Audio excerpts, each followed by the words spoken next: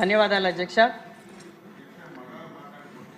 ముందుగా లేదు, ఆడవాళ్ళు అయ్యాక మగవాళ్ళు, మహిళల్ని సమర్థించే మగవారు నెక్స్ట్ వస్తారు. చూసారా అధ్యక్ష, మహిళలకు ప్రాధాన్యత ఇస్తున్నందుకు మీకు ప్రత్యేక ధన్యవాదాలు. తర్వాత ముందుగా మన భారత రాష్ట్రపతి ముర్ము గారికి మన సభ ద్వారా ధన్యవాదాలు, నమస్కారాలు తెలియజేస్తున్నాను. అది మన భారతదేశంలో ఇచ్చుకున్న అరుదైన అవకాశం. అధ్యక్ష, మహిళా సాధికారత ఇది చాలా ఎమోషనల్ సబ్జెక్ట్ అధ్యక్ష. ఈరోజు ఇది షార్ట్ డిస్కషన్కి మన అసెంబ్లీలోకి రావడం నాకు చాలా ఆనందంగా ఉన్నది. మహిళలు ఎమోషనల్ ఫూల్స్, ఇది ఆడవాళ్ళ సినిమారా అని అంటారు ఏదైనా సెంటిమెంట్తో కూడిన సినిమా వస్తే. నిజమే, కాదన్న నేను. ఎందుకంటే మేము ప్రతిదానికి కనెక్ట్ అయ్యి ఖచ్చితంగా అక్కడ న్యాయం జరగాలని ప్రయత్నిస్తాం, దాని గురించే ఆలోచిస్తాం, కుటుంబం గురించి ఆలోచిస్తాం, పిల్లల గురించి ఆలోచిస్తాం, భర్త గురించి ఆలోచిస్తాం, తల్లిదండ్రుల గురించి ఆలోచిస్తాం, అత్తమామల గురించి ఆలోచిస్తాం, మన చుట్టుపక్కల ఉన్న వాళ్ళ గురించి ఆలోచిస్తాం. ఎక్కడ ఏ కష్టం వచ్చినా అక్కడికి వెళ్ళి వాళ్ళు పరామర్శించడానికి ప్రయత్నిస్తాం.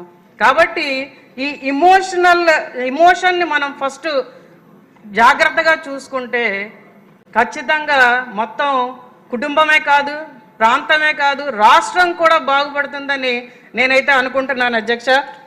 ఖచ్చితంగా మన రాష్ట్ర ముఖ్యమంత్రి గారు ఈరోజు మహిళా సాధికారతకి పెద్దపీట వేస్తున్నారు. మీరు అన్నట్టుగా 2029కి ఖచ్చితంగా చాలామంది శాసనసభ్యులు ఇందులో ఉంటారు అధ్యక్ష. ఈసారి మా నియోజకవర్గానికి నేను తొలి మహిళా శాసనసభ్యురాలని.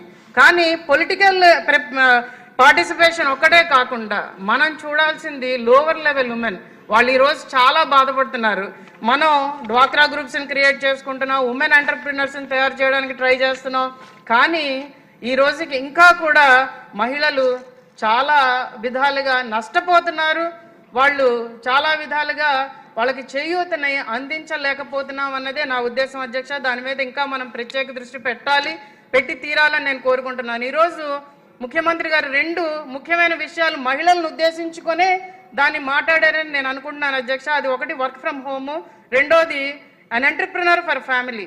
ఆయన ఈ 2 కూడా మహిళలను ఉద్దేశించి ఆలోచించారు అధ్యక్ష. ఎందుకంటే మహిళలకి మనం చిన్న textile parks, nano textile parks కానీ, నానో ఫుడ్ ప్రాసెసింగ్ పార్క్స్ కానీ, arse fishing integrated with vegetable farming కానీ, పెరటి కోళ్ల పెంపకం కానీ, ఉమెన్ క్యాబ్ డ్రైవర్స్, ఉమెన్ ప్రీస్, ఇలాగా చాలా రకాల కేటగిరీస్ పెట్టుకుంటూ మనం వెళ్తే ఎకనమిక్గా ఉమెన్ ఫస్ట్లో బాగా అభివృద్ధిలోకి వస్తారు. ఎప్పుడైతే ఆర్థికంగా ఉమెన్ చాలా బలపడ్డారో వాళ్ళ ఆలోచన విధానం కూడా మారుతుంది. వాళ్ళు ప్రతిదానికి కంగారు పడి భయపడకుండా ఖచ్చితంగా తమ జీవితాన్ని